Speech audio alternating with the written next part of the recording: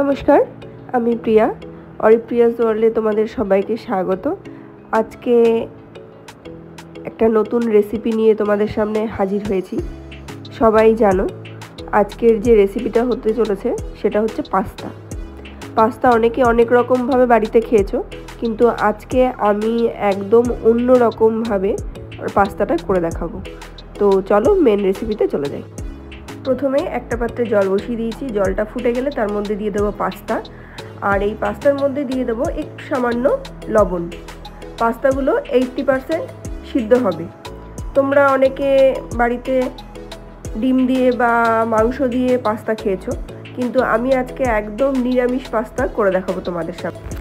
আমি এই রেসিপিতে পেঁয়াজ, রসুন, ডিম কোনোটাই ব্যবহার করিনি, একদম নিরামিষ করেছি।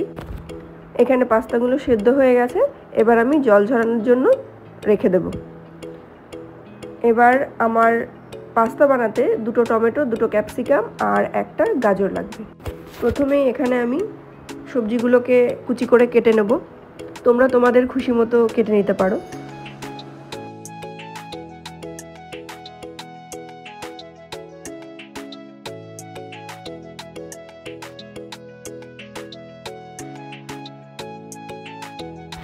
আমরা ছোট থেকে বড় সবাই কম বেশি পাস্তা পছন্দ করি, সকালের ব্রেকফাস্ট বা বিকেলের টিফিন। তো বাড়িতে তোমরা অবশ্যই এইরকম একটা নিরামিষ পাস্তা ট্রাই করো, আর কেমন হয়েছে অবশ্যই আমাকে কমেন্ট করে জানিও।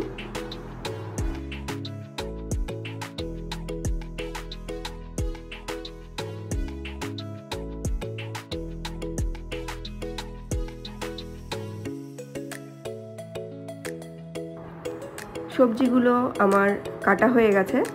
এবার আমি চুলাতে একটা কড়া বসিয়ে দিচ্ছি, আর আমি এখানে আজকে সাদা তেলের পরিবর্তে বাটার ব্যবহার করেছি। তোমরা তোমাদের খুশি মতো তোমাদের যেটা ভালো লাগে তোমরা সেটা নিয়ে নিও।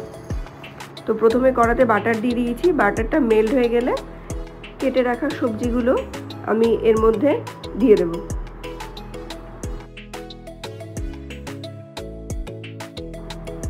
দিয়ে দিচ্ছি স্বাদ মতো লবণ, আর দিয়ে দিচ্ছি হলুদ গুঁড়ো।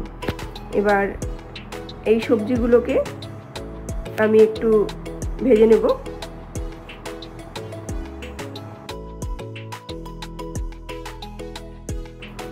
সবজিগুলো আমার ভাজা মোটামুটি হয়ে গেছে। এবার আমি সবজিগুলোকে নামিয়ে নেব, আবারও কড়াতে বাটার দেব। আর আমি এখানে ফোড়নে ব্যবহার করছি জিরে। আমার একটু ফোড়নে জিরেটা ভালো লাগে, সেই জন্য আমি জিরেটা দিচ্ছি। জিরেটা একটু লাল হয়ে গেলে আমি দিয়ে দেবো এর মধ্যে কুচি করে কেটে রাখা টমেটো। এখানে আমি টমেটো সস ব্যবহার করতে পারতাম, কিন্তু টমেটো সসের মধ্যে পেঁয়াজ দেওয়া থাকে বা অনেক টমেটো সসে রসুনও দেওয়া থাকে।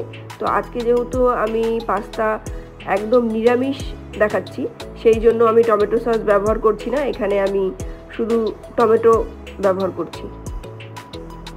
আমার এখানে টমেটোটা একদম গ্রেভি মতো হয়ে গেছে। এবার আমি এর মধ্যে দিয়ে দিচ্ছি সিদ্ধ করে রাখা পাস্তা।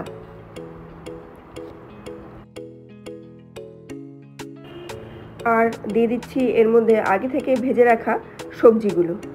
এখন এর মধ্যে দিয়ে দেব কাঁচা লঙ্কা কুচি। আমি এখানে লঙ্কার গুঁড়ো ব্যবহার করিনি, কাঁচা লঙ্কা দিয়েছি। তোমরা তোমাদের পছন্দ মতো দিয়ে দিও। এবার এর মধ্যে দিয়ে দিচ্ছি স্বাদ মতো লবণ, আর দিয়ে দিচ্ছি পাস্তা মশলা। সবগুলোকে ভালো করে মিশিয়ে নেব, নিয়ে কিছুক্ষণের জন্য ওয়েট করব, যতক্ষণ না পাস্তাটা রান্না হচ্ছে।